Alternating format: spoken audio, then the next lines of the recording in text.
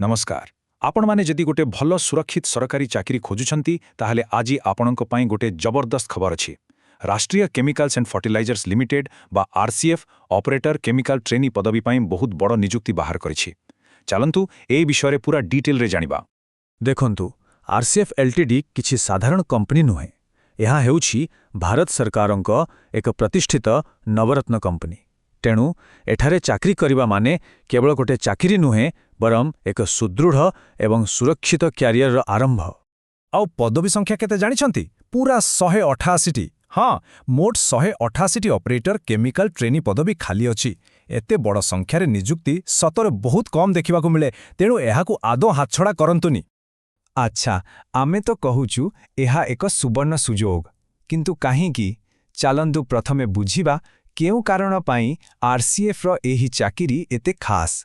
देखंतु RCF limited केवल गोटे सरकारी संस्था नुहे, एहा एक विशाल लाभकारी कंपानी। आपण जानिले आश्चर्य हेबे, एहार राजस्व हेउची पाखापाखी 17,098 कोटी टंका। इमाजिन करंतु। तेबे एमिति गोटे सफल कंपानीर अंश हेबाटा निश्चित भाबरे गर्वर कथा। हो, एबे आसीबा सबुठु इम्पोर्टेंट कथा उपरकु। किए एही पदवी पाई आवेदन करि परिबे? चलंतु आवश्यक योग्यता गुड़िकु गोटी गोटी करी भल भाबरे देखिनेबा। तेबे मूल प्रश्न हेउछि, किए एही पदवी पाई आवेदन करि परिबे? आवश्यक शिक्षागत योग्यता कौन दरकार? चलंतु पूरा डिटेल रे बुझिनेबा। देखंतु एठी दुईटा ऑप्शन अछि। प्रथमतः जदि आपण केमिस्ट्री रे बीएससी करिसंती एवं ता सहित आपणक पाखरे एनसीवीटी सर्टिफिकेट अछि ताहेले आपण योग्य। आउ जदि एटा नाही ताहेले आउ गोटे रास्ता भी अछि। जदि आपण केमिकल इंजीनियरिंग रे 3 वर्ष डिप्लोमा करिसंती ताहेले भी आवेदन करि परिबे। एबे मार्क कथा देखिबा। जदि आपण साधारण ओबीसी किंबा ईडब्ल्यूएस वर्गर तेबे आपणकु अति कम रे 55% मार्क रखिबाकू पड़िबो। आउ जदि आपण एससी किंबा एसटी वर्गर तेबे आपणक पई यह 50% रहिछि। तेणु फॉर्म भरिबा आगुरु निज मार्कशीट के भलो करी देखि नेबे। एबे आसीबा बयस सीमा कथाकू।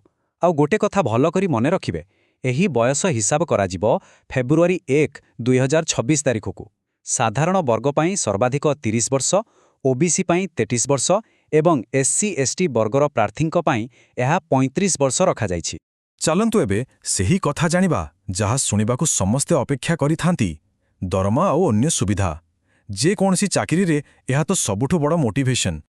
आपणकर ट्रेनिंग समय रे जहा कि 6 मास पई हेबो, आपणकु प्रति मासरे 22,000 टंकार स्टाइपेंड मिलिबो। किंतु असली खबरटा एबे आसुछि। ट्रेनिंग सरिबा परे जेतेबेले आपण परमानेंट हेबे, आपणकर मासिक दरमा सीधा पहुंची जिवो पाखापाखी 47,800 टंकारे। केमिति लागेला? एहा कैरियर आरंभ पाई गोटे बहुत बढ़िया पैकेज। आउ कथा खाली दरमारे सरुनी, या सहित आहुरी बहुत किछि अछि। जेमिति कि परफॉर्मेंस रिलेटेड पे, निज पाई और परिवार पाई मागणा चिकित्सा सुविधा, ग्रेच्युटी, पीएफ, दुर्घटना बीमा एवं कंपनी क्वार्टर्स। माने यह एक पूरापूरी सुरक्षित कैरियर। हेले एही चाकरी पाइबाकू हेले कौन करिबाकू हेबो? माने सिलेक्शन प्रोसेसटा कौन? चलंतु एहाकू भल भाबरे बुझिनेबा। देखंतु एठी दुईटा स्टेप अछि। प्रथमे आपणको गोटे ऑनलाइन टेस्ट दबाकू पड़िबो। आउ सेथिरे जदि आपण क्वालिफाई कले तापरे आपणको गोटे स्किल टेस्ट पाई डका जिवो। मने रखंतु दुईटा जाक पर्याय पार करिबा जरूरी। ऑनलाइन टेस्ट विषय टिके डिटेल रे कहि दिए। एहा 90 मिनिट परीक्षा हेबो। आउ मोट 100टी प्रश्न आसीबो, जहार मोट मार्क होउची 200। 80टी प्रश्न आपणकर केमिकल विषय रु आसीबो, आउ बाकी 20टी एप्टीट्यूड रु। आउ सबुठु गुरुत्वपूर्ण कथा हैला, भूल उत्तर पाई नेगेटिव मार्किंग भी अछि। तेनो पूरा सावधान। एबे देखिबा स्किल टेस्ट रे कौन रहिछि। एथिरे सबुठु बेसी गुरुत्व दिया जाइछि प्रैक्टिकल ज्ञानकू पूरा 80%। आउ बाकी 20% रहिछि सुरक्षा एवं कंप्यूटर ज्ञान पाई। आउ गोटे बहुत इंपोर्टेंट कथा मने रखंतु, एही स्किल टेस्टटी केवल क्वालिफाइंग माने एथिरे आपणकू खाली पास करिबाकू पड़िबो। आपणकर फाइनल सिलेक्शन केवल ऑनलाइन टेस्टर मार्क हिसाब रही हेबो। चलंतु एबे सबुठु जरूरी कथा माने केबे आउ केमिति अप्लाई करिवे से विषय रे जानिबा। ए तारीख 2टा को निज मोबाइल रे रिमाइंडर देई रखि दियंतु। एप्रिल 11 रु एप्लिकेशन आरंभ आउ शेष तारीख हैला एप्रिल 27 संध्या ठीक 5टा। मु पुणी थारे कहूची संध्या 5टा परे आउ किछि हेबोनी, तेणु शेष मुहूर्त को जमा भी अपेक्षा करंतु नाही। एबे आसीबा एप्लिकेशन फी कथा को। जनरल, ओबीसी आउ ईडब्ल्यूएस प्रार्थीଙ୍କୁ 700 टंका देबाकू पड़िबो। किंतु गोटे भल खबर अछि जे एससी एसटी सबु महिला प्रार्थी आउ पूर्वतन सैनिकମାନଙ୍କ ପାଇଁ कोनोसी फी लागिबो नाही। आउ गोटे कथा कोनोसी भूल वेबसाइट को जिबेनी।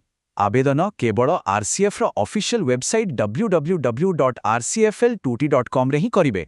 तेबे आउ कोन भाबुचंती जदि आपणको पाखरे सबु योग्यता अछि ताहले आउ डेरी करंतुनी। एमिति एक बढ़िया सुजोग बारंबार आसेनी। आजिठु ही प्रस्तुति रे लागि पड़ंतु आउ ठीक समय अप्लाई करि दियंतु। एहा आपणको कैरियर पई एक गेम चेंजर होई पारे।